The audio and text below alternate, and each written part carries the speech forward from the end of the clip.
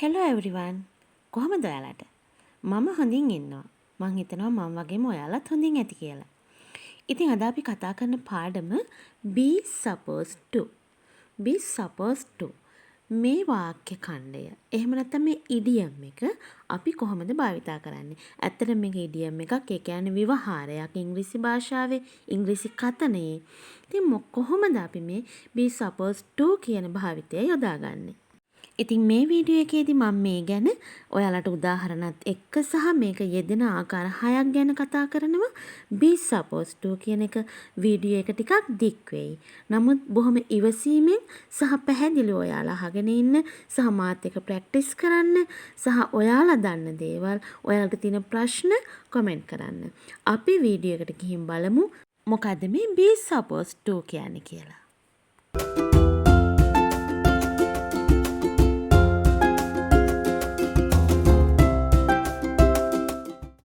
be supposed to කියන වාක්‍ය ඛණ්ඩය ඉංග්‍රීසි භාෂාවේ ඉඩියම් එකක්.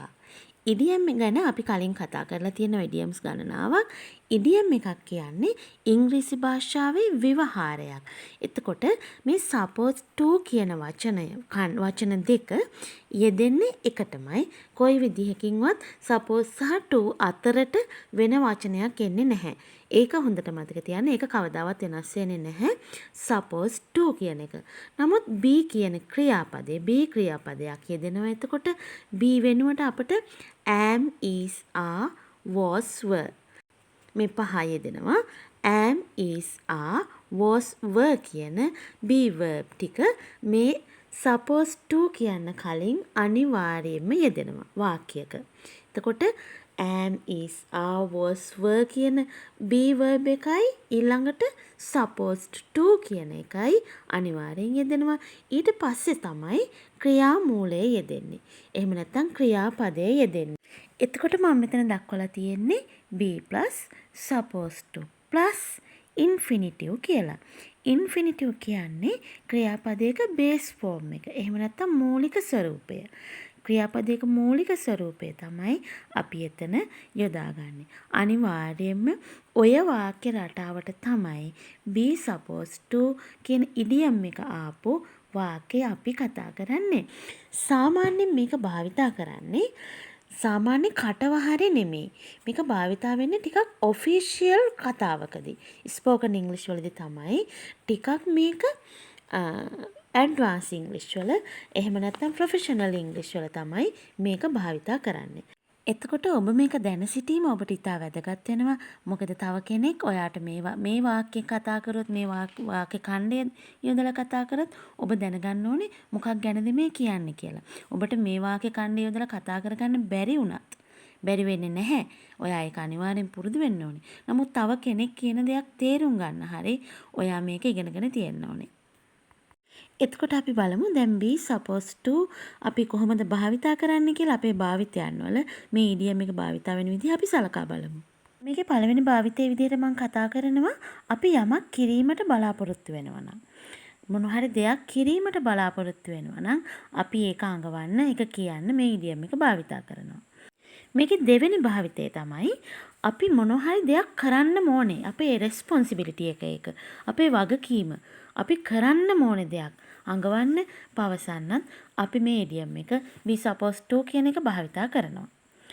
ඊළඟට තුන්වෙනි භාවිතය යමෙකුට කිරීමට අවසර තියෙන්නේ මේක.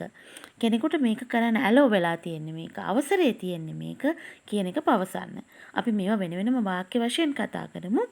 ඊට පස්සේ ඊළඟ භාවිතය තමයි කෙනෙක් ගැන හෝ යමක් ගැන මිනිහෙක් තව කෙනෙක් පවසන දේ දක්වන්න.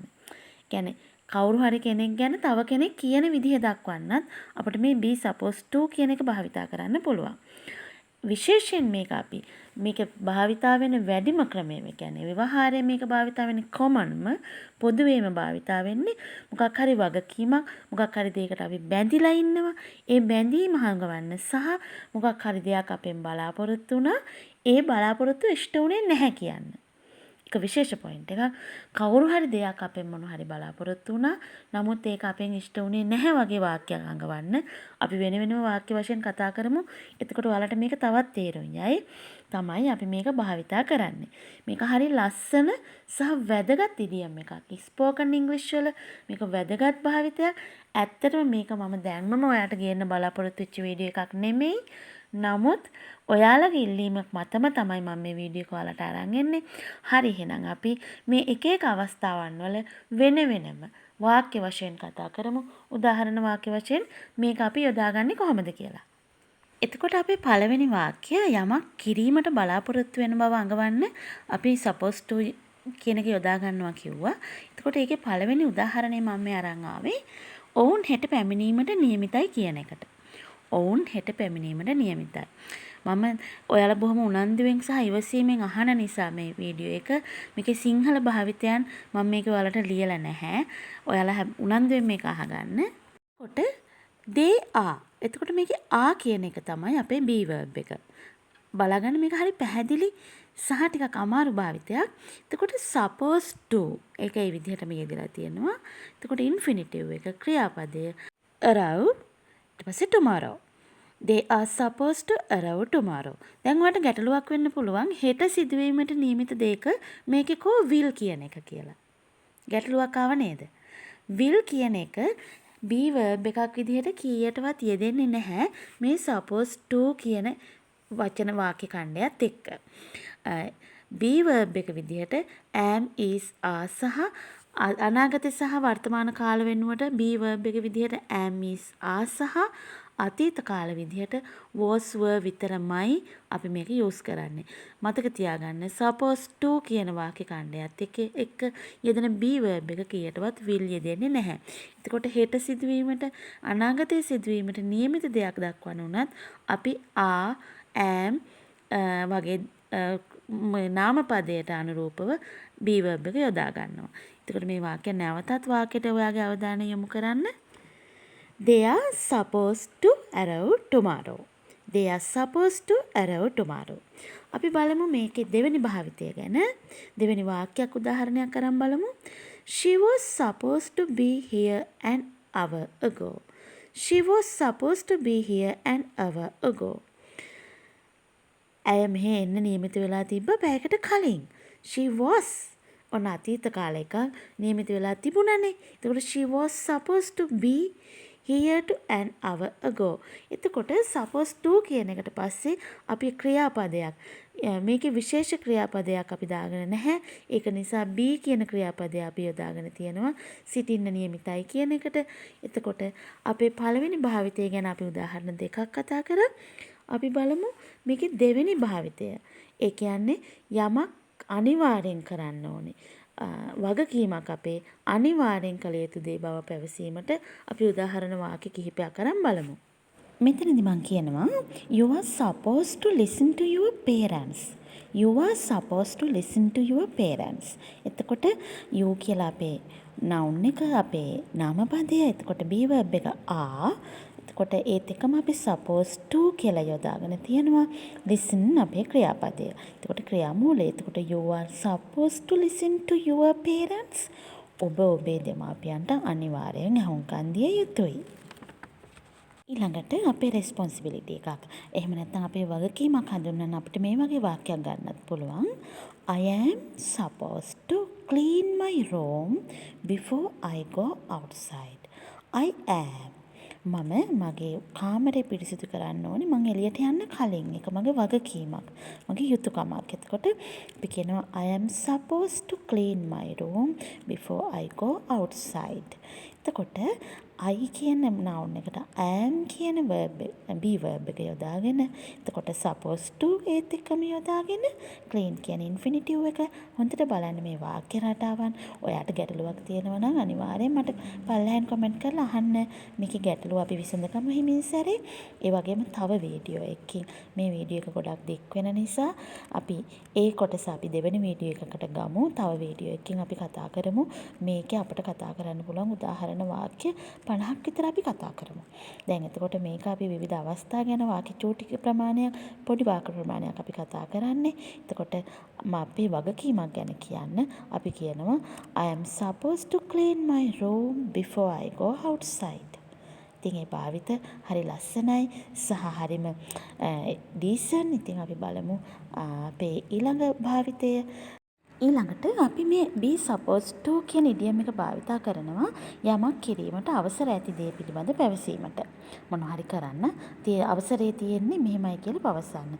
එතකොට මේ වාක්‍ය රටාව තවදුරටත් ඔයා ඉගෙන ගන්න ඕන නිසා මම මේකේ නැත යන අර්ථය. එහෙම නැත්නම් be supposed to කියන එක නෙගටිව් ෆෝම් එකේ යොදාගන්නේ කොහොමද කියලා මේ උදාහරණයෙන් කතා කරනවා. එතකොට මේකේ තියෙනවා මේ මම කතා කරන්නේ we were not supposed to leave the room. We were not supposed to leave the room. අපිට කාමරෙන් එළියට යන්න අවසර තිබුණේ නැහැ. We were not supposed to leave the room. එතකොට මේක past tense එක we වෙනුව we ළඟට අපි were දාගෙන එතකොට not කියන එක were not, are not, is not මේ විදිහට අපිට යොදා ගන්න පුළුවන්. එතකොට we were not නැති යන අර්ථය හඳුන්වන්න. එතකොට we were not supposed to leave the room. අපිට කාමරෙන් එළියට යන්න අවසර තිබුණේ නැහැ. එතකොට මේකේ ප්‍රශ්නාර්ථයනොත් අපිට ප්‍රශ්න අහන්න පුළුවන්. මම මේ එක එක අවස්ථාවලදී එක වාක්‍ය ගානේ වගේ කතා කරන්නේ. අපි මං ඉස්සෙල්ලා කිව්වා මේකේ දීර්ඝ භාවිතයන් මේකේ තවදුරටත් භාවිතයන් අපි වෙන වීඩියෝ එකකින් කතා කරමු. මේත් එක්ක මම මේ වීඩියෝ එක අරන් එන්නම් දවස් දෙකක් වගේ ඇතුළත. එතකොට supposed to භාවිතයෙන් ප්‍රශ්නයක් අහන්නේ කොහොමද කියලා අහුව බැලුවොත් එතකොට කියනවා are you supposed to be here after the building has closed? Are you supposed to be here after the building has closed? Are you ඔයාට අවසර තියනවද මේ බිල්ඩින් එක වැහුවට පස්සේ මෙහි ඉන්න? බිල්ඩින් එක වැහුවට පස්සෙත් ඔයාට ඉන්න පුළුවන්ද කියලා තමයි අපි අහන්නේ. එතකොට ප්‍රශ්නාර්ථයේදී ආ කියන එක are you be verb එක අපි මුලට අරගෙන supposed to එහෙමමයි be here. එතකොට be කියන එක එතන ආයත් ක්‍රියාපදය වෙනවා. ඔයාට මෙතන ඉන්න පුළුවන්ද බිල්ඩින් එක වැහුවට පස්සෙත්? එතකොට මම හිතනවා මේ භාවිතය ගැන දල අදහසක් ඔයාට එන්නේ නැති කියලා. අපි ඉස්සරහට දීර්ඝ වශයෙන් මේ වගේ උදාහරණ වාක්‍ය කතා කරමු. supposed to භාවිතයේ ඊළඟ භාවිතය තමයි යමක් ගැන සහ යමකු ගැන තව කෙනෙක් කියපු දෙයක් කියන්න අපි භාවිතා කරන්න පුළුවන් මේ වාක්‍ය ඛණ්ඩය. උදාහරණයක් අපි මේ විදිහට බලමු. I heard that she is good. I heard that she is good. මට ඇහුණා එයාගේ හොඳ. එයාගේ හොඳ මට ඇහුණා. I heard. ඊට පස්සේ එතකම she is supposed to be the best doctor in town. එයා ටවුන් එකේ ඉන්න හොඳම ડોක්ටර් වෙන්න පුළුවන්. ඇය she is supposed to be the best doctor in town. එතකොට කියනවා I heard that she is good. She is supposed to be the best doctor in town. එතකොට මම හිතනවා ඔයාට මේ භාවිතයන් ගැන යම් අදහසක් එන්න ඇති කියලා be supposed to කියන එක. අපි මේකේ තවත් වාක්‍යයක් බලමු. අපිට මෙහෙම කියන්න පුළුවන්. අපි 8ට හමු වෙනවා කියලා තමයි හිටියේ. past tense එකක්. අපි 8ට හමු වෙන්න තමයි හිටියේ. එතකොට we were supposed to meet at 8. We were supposed to meet at 8. අපි 8ට හම්බෙන්න තමයි හිටියේ. ඒ කියන්නේ වෙච්ච නැති දෙයක්. හම්බෙන්න තමයි හිටියේ. ඊට පස්සේ තව අපිට කියන්න පුළුවන් you are supposed to call me. ඔයා කෝල් කරයි කියලා තමයි මම මේ ඉන්නේ. You are supposed to call me. ඒ වගේ සරල වාක්‍යයක් අපිට කියන්න පුළුවන්. එහෙම නැත්නම් අනිත් චානුගව කියන්නේ අපේ හිතලා කරන්නේ නැතිව අපිට කාලගුණය ගැන එහෙම නැත්නම් වහී කියලා තමයි ඉන්නේ. වහී කියලා තමයි ඉන්නේ. It is supposed to rain in the evening. It is supposed to rain in the evening. ඊට පස්සේ එයාලා හමු වෙන්න තමයි හිටියේ. ඒකට they were supposed to meet. කොහෙදී හරි හම් වෙන අපි හිතමු බස් හෝල්ට් එකේදී බස් ස්ටෑන්ඩ් එකේදී කියලා. එතකොට they were supposed to meet at bus stand. Bus halt එහෙම අපිට කියන්න පුළුවන්. මේ supposed to කියන එකත් එක්ක යෙදෙන be verb එක am is are was were විතරයි මම ඔයාලට කිව්වා. කොයිම වෙලාවකවත් will යෙදෙන්නෙත් නැහැ. ඊට පස්සේ යෙදෙන ක්‍රියාපදයේ ing යෙදෙන්නෙත් නැහැ. ඒ කියන්නේ මේක මේ passive voice වාක්‍ය. එතකොට passive voice ගැන අපි කතා කරලා නැති නිසා අපි ඉක්මනින් ඒ ගැන කතා කරමු. අද වීඩියෝ එකෙන් be supposed to කියන මේ idiom එක භාවිතා කරන විදිහ ඔයා ඉගෙන ගන්න ඇති කියලා මම බලාපොරොත්තු වෙනවා. අනිවාර්යයෙන්ම මේකේ වැඩිදුර භාවිතය එහෙම නැත්නම් වාක්‍ය උදාහරණ වාක්‍ය අපි ඉස්සරහා වීඩියෝ එකකින් කතා කරමු. ඉතින් ඔයාලා නිතරම ඉංග්‍රීසි වලින් පොහොසත් වෙන්න ඉංග්‍රීසි ඔයාලගේ ඇඟට ගන්න. මම මේ දේවල් හැම නිතරම කියනවා. ඉතින් එහෙනම් යුකි ගිහින් එන්නම්. යුකිගේ අදම වීඩියෝ එක ගැනත් ඔයාලගේ අදහස් කමෙන්ට් කරන්න. එතකොට මේක ඔයා තව කෙනෙකුට බලන්න ලයික් කරන්න, ෂෙයා කරන්න සහ මතක ඇතුව සබ්ස්ක්‍රයිබ් කරලා තියාගන්න. ඉතින් එහෙනම් යුකි ගිහින් එන්නම්. බයි බයි.